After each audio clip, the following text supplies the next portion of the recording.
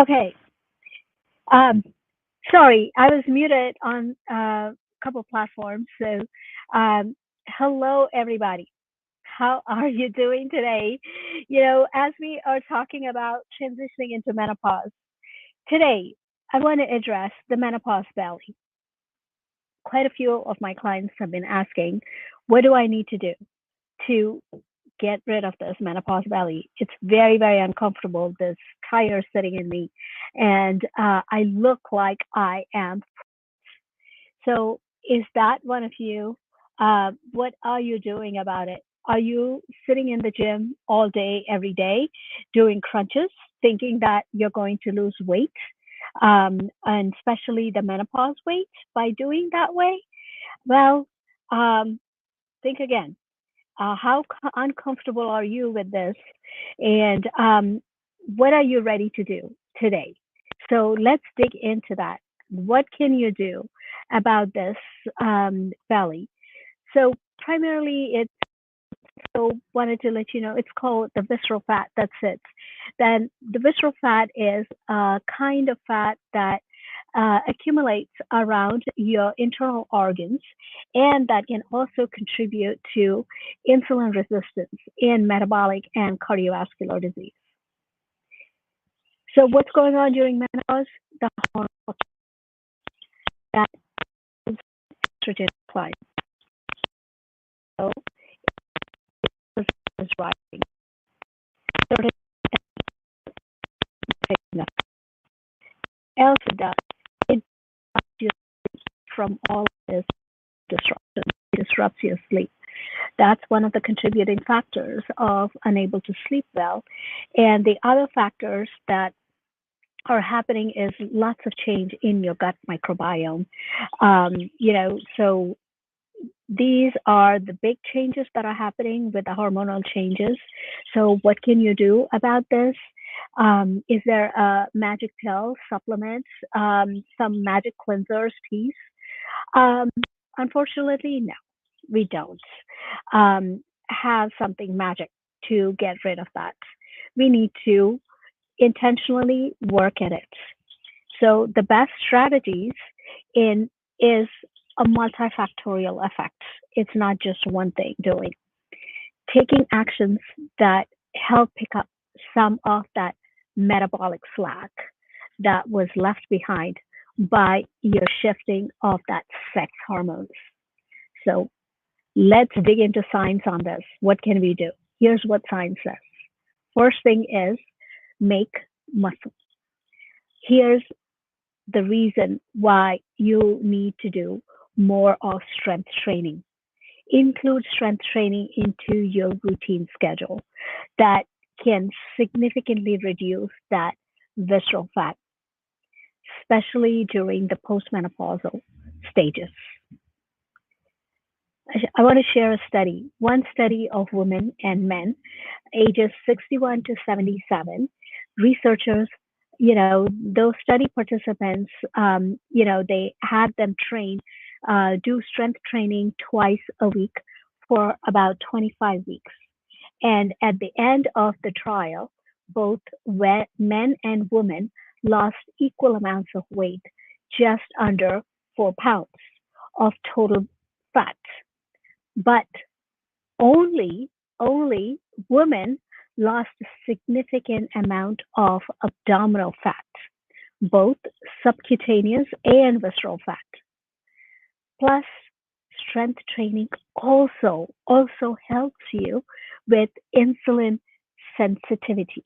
It proves that your insulin sensitivity, which we are going to talk about, factor, it's managing your blood sugars. Number two, it's during menopause are fluctuating, the hormones are constantly, fluctuating, and they're declining, which makes it harder to manage the blood sugars.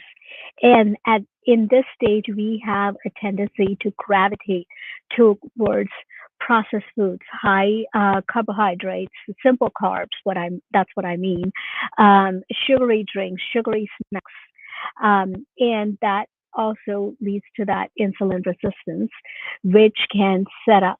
a vicious cycle of visceral fat gain and insulin resistance. It's, you're just going to be on a hamster wheel by doing that if you don't do anything about it. And also another factor is what's happening with our liver. Liver is a reservoir and a gateway for much of our body stored glucose and is surrounded by fat, and that causes metabolic dysregulation.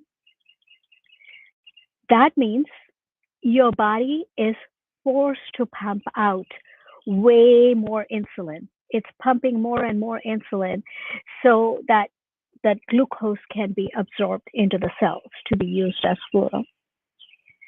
Here, insulin is a fat storing hormone. So the more you push out, the more difficult it is going to be for us women to lose weight. Fueling around your workouts is the key. When your muscles are most primed to pull the most glucose into the cells, that's the reason prioritizing strength training and taking frequent walk breaks can also help.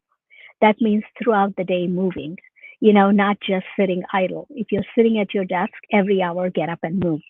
Also, eat your carb heavy foods after. First thing, there's an order of eating to manage the blood sugars. Is first is eat your vegetables, and then your protein, and then your fat. So what happens is when you eat the vegetables first, that fiber-rich foods of that vegetable, it forms a filter so that blood sugar is not dumped in one, really quick, but it's like that slow process of blood sugar release. Another thing is adding um, intensity workout, like the hit or the sprint workout, where you're sprinting just for different intervals, just 30 seconds, only 30 seconds, but go at a very, very high stimulus, really working out at a very high pace. And then that's what does the decrease of that deep belly fat that happens when you go really fast and then slow down and then fast and slow down. So one study that has shown that postmenopausal women with type 2 diabetes found that those who perform the short interval sessions twice a week, just twice a week, decrease the visceral fat by 24%, while their peers who didn't just do some moderate exercise had no statistically significant losses. So after a warm up, you've got to do a warm up. Push hard as possible um, for about 20 to 30 seconds, and then recover for about 10 seconds. Repeat that about 8 times, 6 to 8 times, and then rest for 5 minutes and repeat that again about 2 to 3 rounds. Maybe start off with 2 rounds and then do it. So another piece is strength training. Number four, no, I'm sorry, we already did the strength training and then the high intensity training. So number four is taming your stress. Uh, when you're stressed, your body releases cortisol and adrenaline, which stimulates your liver to produce and release more glucose so that you have that energy to, fight or run of whatever threat is in front of you because your brain is thinking you're under threat. While here you are, all it is you're sitting down at your desk and experiencing stress. You don't need to be running around anywhere because you have formulated all this stress responses for different things, and you are in that constant vicious cycle of stress. So what can we do? Cortisol is hard to keep in check. It it can just go haywire within just a few minutes, especially as our um, uh, sex hormones are declining. So overexposure to cortisol puts us at risk for chronic inflammation, poor blood sugar management, sleep disturbance, and also stroke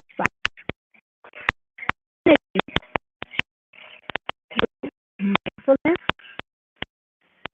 breathing exercise, or other means also help during this menopause.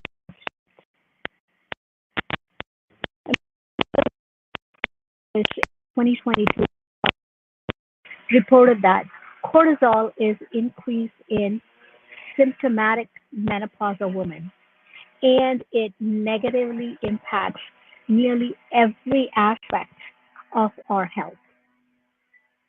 So the worse the symptoms, the higher the cortisol levels are.